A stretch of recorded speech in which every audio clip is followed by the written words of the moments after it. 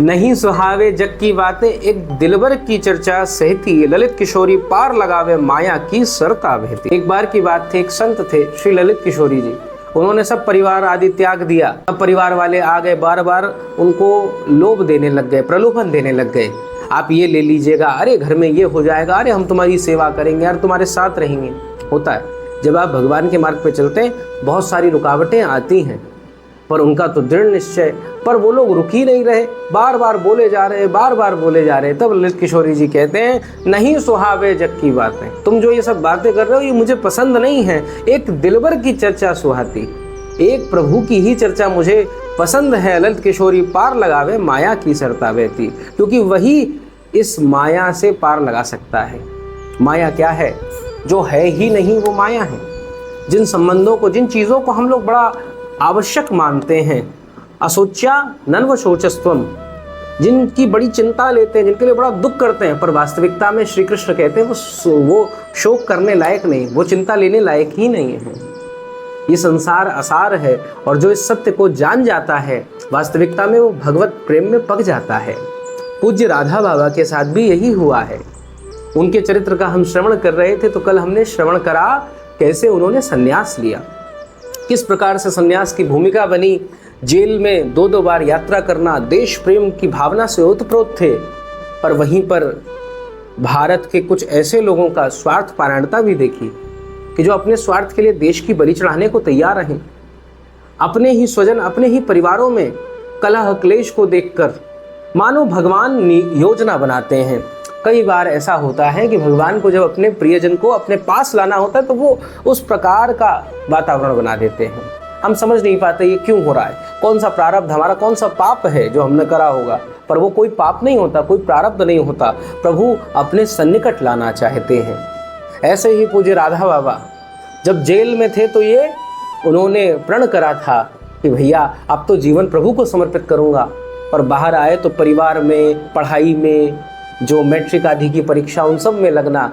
मानो प्रभु ने फिर ऐसी ऐसी परिस्थितियां बनानी शुरू कर दी, ऐसे ऐसे दृश्य दिखते कि जहां एकदम स्वार्थ ही स्वार्थ, अपने लिए लोग मारने को तैयार हैं।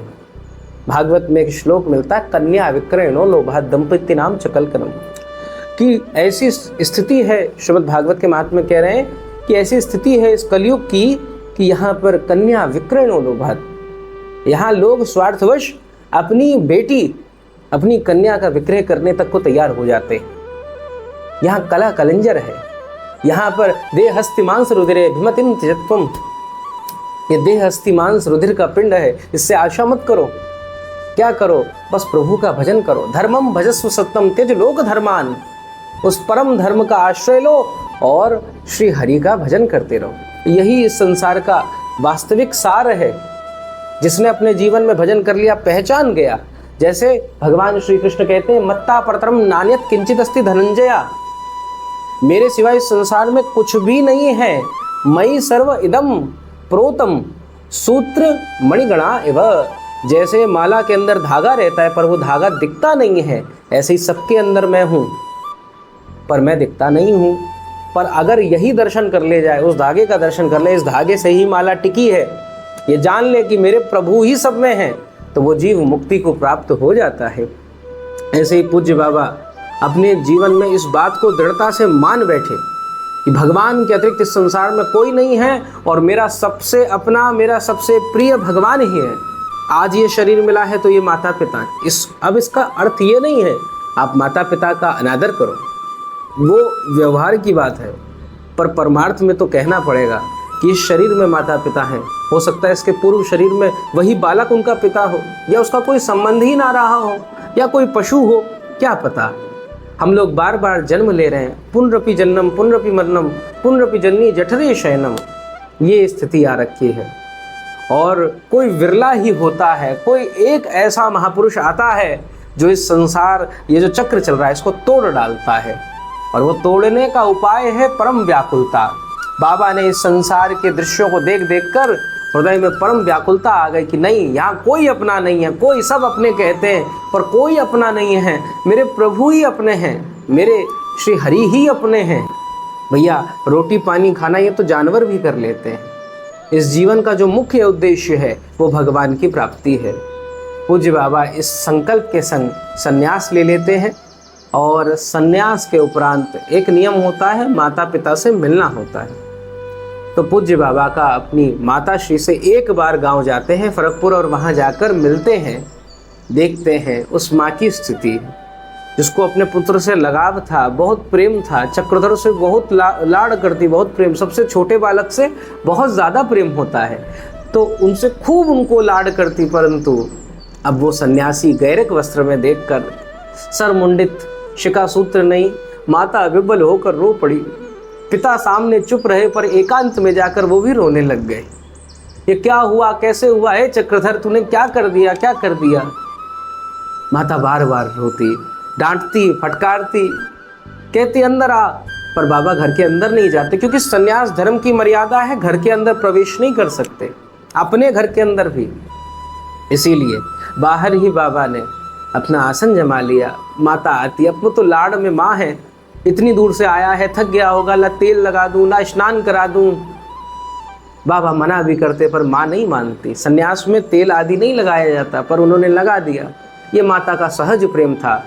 पर बाबा थोड़े से रुष्ट मुद्रा बनाई, भाव भंगिमा करी, तो माता समझ गई कि इसको नहीं लगाना चाहिए। अब भोजन ले आती, कभी माता बड़ी दुखी होती। ज़्यादा दिन नहीं, मात्र 1-2 दिन ही रुकना हुआ, माता को बड़ा कष्ट होता। पूज्य बाबा ने सुना कि आपने जब से मेरे सन्यास का सुना है तो अपने सारे पूजा पाठ छोड़ दिए हैं।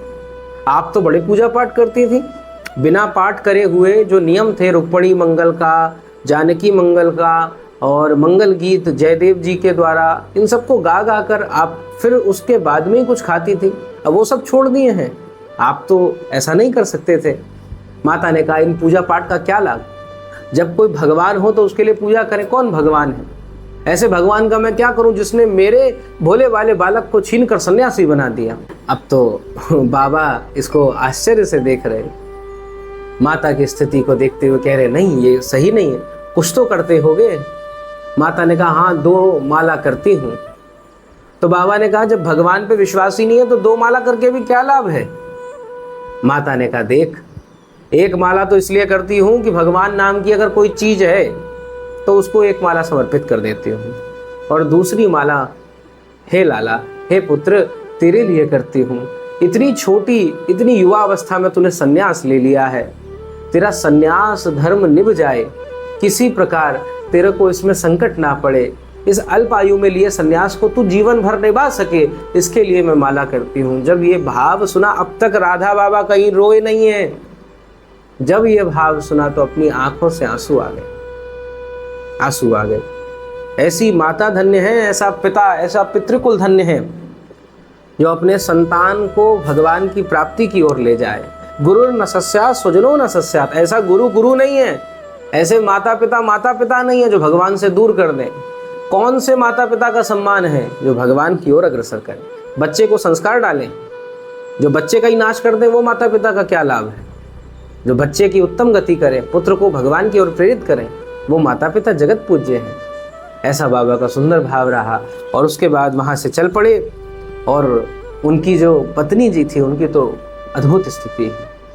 आप सोचें, यौवन अवस्था, बाबा से भी छोटी आयु, समझ भी नहीं थी, उतना ही दुख झेला है, पर कहीं ना कहीं बाबा की प्रेरणा हो गई और मन में धारण कर लिया कि अगर ये सन्यासी बन के रह रहे हैं तो मैं भी इस घर में ब्रह्मचारिणी बनकर ही रहूंगी। श्री पूज्य बाबा की एक तस्वीर, एक फोटो को पूजा घर में रख दिया और जीवन भर उनकी पूजा करिए, जीवन भर। आप सोचें, ऐसा आदर्श भारत देश में होता था, ऐसा आदर्श, ऐसी सती नारियां इस देश में हैं, जीवन भर रहीं, कभी पूज्य बाबा से मिलना नहीं हुआ, कभी आई नहीं दर्शन करने को। एक बार उन्होंने किसी व्यक्ति को भिजवाया वाटिका में, तो बाबा की पादुका ले आए।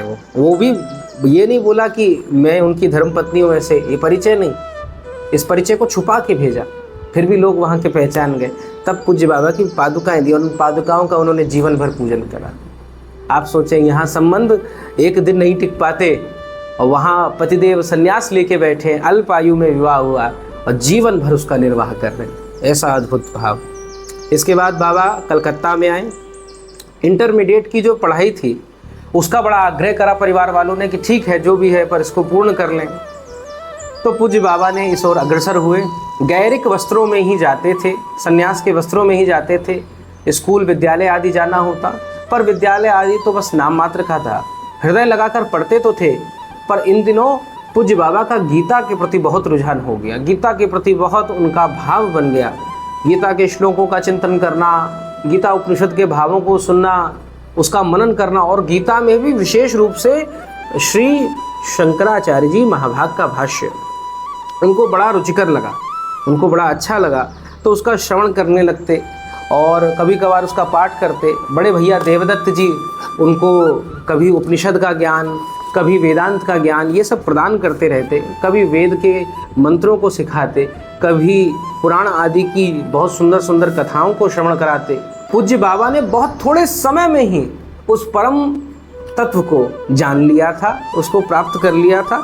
तो इससे संकेत मिलता है कि उनकी ये पूर्व जन्म की साधना भी थी। इन दिनों बाबा शंकराचार्य जी महाभाग की भाष्य की गीता पढ़ते हुए शंकर मतावलंबी हो गए। शंकराचार्य जी के मत उनसे उनका बड़ा भाव हो गया और उसका मूल सिद्धांत है सर्वम खलमिदं ब्रह्म नेन नास्ति किंचनः। ब्रह्म के सिवा इस संसार में कुछ और नहीं है। जो दिख रहा है वो ब्रह्म ही है, वो परम तत्व ही है। और गीता के अनुसार भी सही है, मत्ता परतरम नान्यत किंचित अस्ति धनंजय। ऐसा भाव गीता में भी मिलता है। और पूज्य बाबा के हृदय में भाव दृढ़ हो गया, जो है संसार में वो ब्रह्म ही है।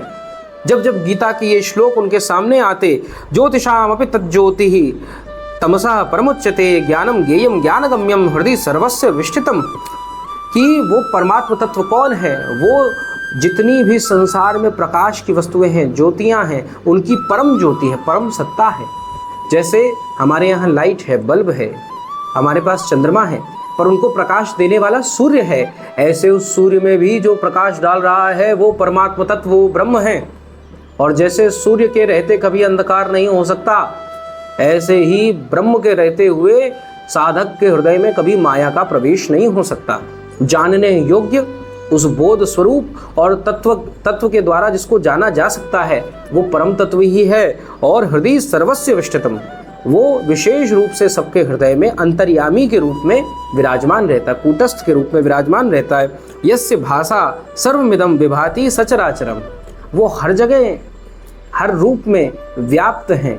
ऐसा दर्शन पूज्य बाबा करने लग गए और खूब भाव से ये बात उनको दृढ़ता से बन गई कि मेरे जो ब्रह्म स्वरूप है, अहम ब्रह्मास्मि, इस बात का उनके अंदर विचार और दृढ़ होने लग गया।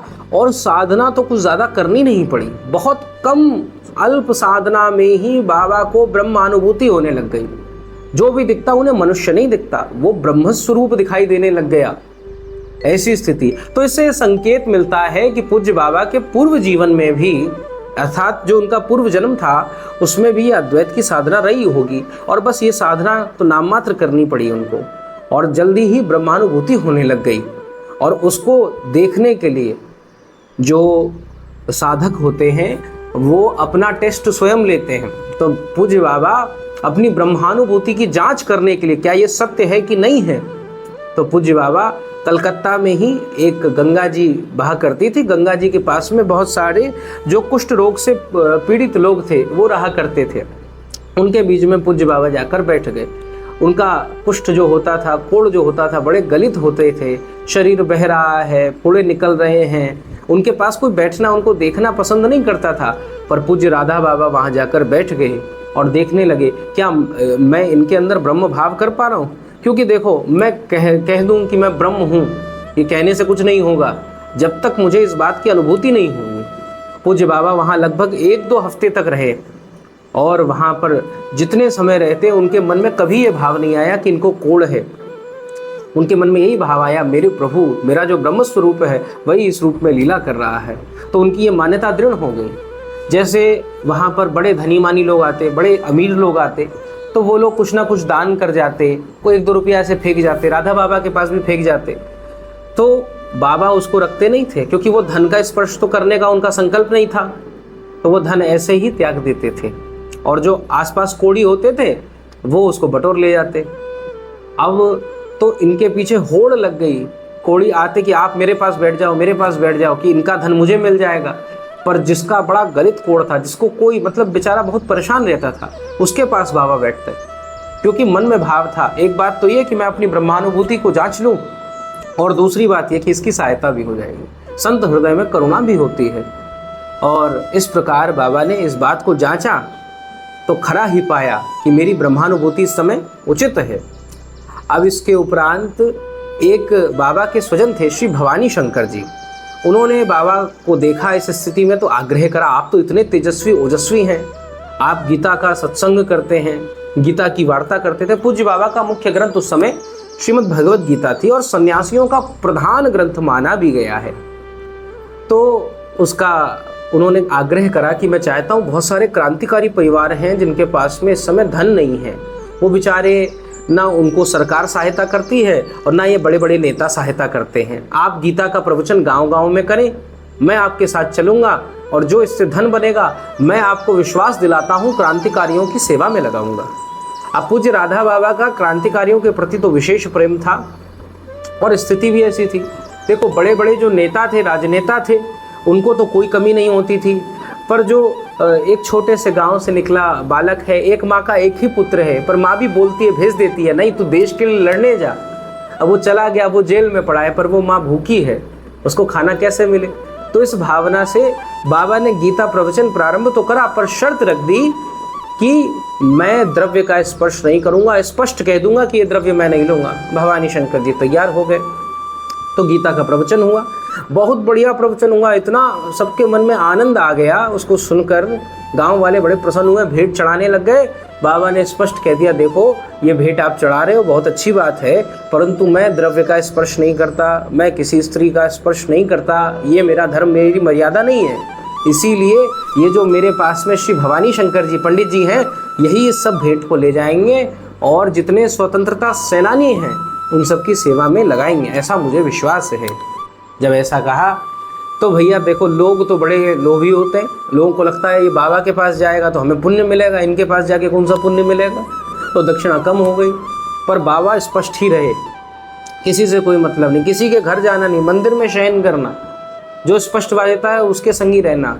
ऐसे ही पूज्य बाबा एक बार जा रहे थे कहीं पर, बस में जाना हो रहा था, और जो बस थी वहाँ पे जो कंडक्टर था उसका थोड़ा सा सद्भाव आया, तो उसने कहा आप बैठ जाइए, आप इतनी दूर जाएंगे। तो उन्होंने बैठा लिया, बाबा अंदर बैठ गए बस के। वहीं पर एक पुलिस अधिकारी आ गया, दरोगा आ गया।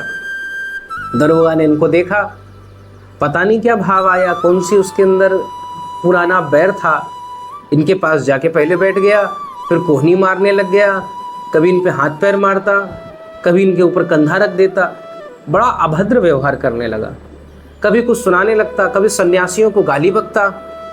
सब लोग इसको देख रहे थे, पर दरोगा के आगे कौन बोल सकता, जो बड़ा पुलिस के आगे कौन बोल सकता है, हिम्मत ना हो पाई किसी की बोलने की। पूज्य बाबा इसको सहन करते गए, कोई बात नहीं, क्योंकि जो ब्रह्मानुभूति में पका हुआ महात्मा है उसको इससे क्या मतलब, निंदा हो अपमान हो क्या मतलब, उसको तो उस पर सत्ता में ही लीन रहना है। तो इसीलिए वो तो ध्यान नहीं देते। ये पुलिस वाला जो था ये नीचे उतरा कुछ सामान लेने के लिए, पर जब वापस चढ़ा, जो ही दरवाजा बंद करा, भगवान की क्या लीला हुई, इसकी उंगली कट गई उसी दरवाजे में। अब तो भयंकर इसको दर्द होए, पर पूज्य बाबा तुरंत जैसे ही देखा, अपना गैरिक जो वस्त्र था उसको फाड़ कर उसको हाथों में लपेट दिया, उंगली में लपेटा। और ये दृश्य देखकर उस पुलिस वाले की आंखों में अश्रु आ गए कि भैया मैंने तो इनके संग इतना अनादर करा, इतना अपमान करा, परंतु ये देखो ये मेरी इतनी सहायता कर रहे हैं, आपको मुझ पे क्रोध नहीं आया। उसने पूछा आपका मैंने इतना अपमान करा। पूज्य बाबा कहते हैं मेरा किस पे क्रोध, कौन अपना कौन पराया, कोई अपना नहीं है और कोई पराया भी नहीं है, सब मेरे ही हैं, सब मेरे प्रभु स्वरूप हैं, ब्रह्म स्वरूप हैं, ऐसा बाबा ने उपदेश करा। तो ऐसी निष्ठा पूज्य बाबा की देखने को मिलती थी। एक बार इसी यात्रा के क्रम में कोई महिला आई और बाबा के पैर पकड़ने लग गई। बाबा का तो नियम था कि पैर स्पर्श नहीं करना, कुछ नहीं करना, और स्त्री से तो विशेष रूप से, क्योंकि संन्यास धर्म की मर्यादा होती, पुरुष के लिए स्त्री की और स्त्री के लिए पुरुष की। जो भी साधक वर्ग है ये मर्यादा है, दूरी रखनी चाहिए। तो ये यहाँ तक कहा गया है कि साधन में भी अगर आपको कोई उपदेश भी दे रहा है तो भी दूर से लीजिए, ज़्यादा पास जाने की आवश्यकता नहीं है। अब वो पैर पकड़ रही, बार बार रोवे। एक दो बार बाबा ने मना करा। वो कह रही थी मेरे भाई को हैजा का रोग हो गया है, आप बचा लीजिए बचा लीजिए। बाबा कह रहे मैं नहीं बचा सकता, मेरे पे कोई सिद्धि विद्धि नहीं है। अरे नहीं आप बचा लेंगे, ये है वो है। अब उनको पता नहीं कौन सा रोष आया, बड़ा क्रोध आया, क्रोध में बोल पड़े, अरे तू सोच रही है तेरा भाई मर रहा है, क्या गारंटी कि तू जीवित बचेगी, क्या बात है कि तुझे वो रोग नहीं हो सकता। अब ये सुन के तो वो बड़ी परेशान भी हुई, थोड़ा सा गुस्सा भी आ गया, इनसे मैं मदद मांग रही हूँ, ये ऐसा रूखा व्यवहार कर रहे हैं। सन्यासियों के अंदर होता है, क्योंकि ब्रह्मानुभूति, ब्रह्म के अलावा कुछ है ही नहीं। किस पे करुणा, किस पे दया, ये थोड़ा सा कम देखने को मिलेगा। तो थोड़ा सा आप देखेंगे वहाँ व्यवहार ऐसा मिलता है। तो भैया अब वो तो चली गई, और हुआ क्या कि कुछ दिन बाद, कुछ समय ही बीता, उसके प्राण निकल गए, उसी रोग से निकल गए। सबने जय जयकार करनी शुरू कर दिया, अरे बाबा की वाणी तो सत्य है, अंतर्यामी है बाबा। यद्यपि राधा बाबा स्वयं बताते हैं कि मेरे पास ऐसा कुछ भविष्य की घटना मैंने नहीं देखी थी, पर लोग चमत्कार को नमस्कार करते हैं। लोगों को लगने लगा तो और ख्याति बढ़ गई। तो बाबा को लगा ये सब ठीक नहीं है। फिर पूज्य बाबा ने भवानी शंकर जी के संग का भी त्याग करा और एकांतवास में रहने लग गए। एकांतवास में रहते जंगलों के बीच में, जहाँ भयंकर भयंकर सिंह आ जाएं, भयंकर भयंकर जानवर आ जाएं, ऐसे ही बाबा एक दिन सोच के ले जा रहे थे, तभी उनके सामने एक बाघ आ गया। बाघ उनका शिकार करने की ओर अग्रसर हो। किसी भी मनुष्य को इस स्थिति में आके डर लगेगा कि हाँ भाई अब तो मेरी मृत्यु आ गई है, भागेगा, ये प्रयास करेगा।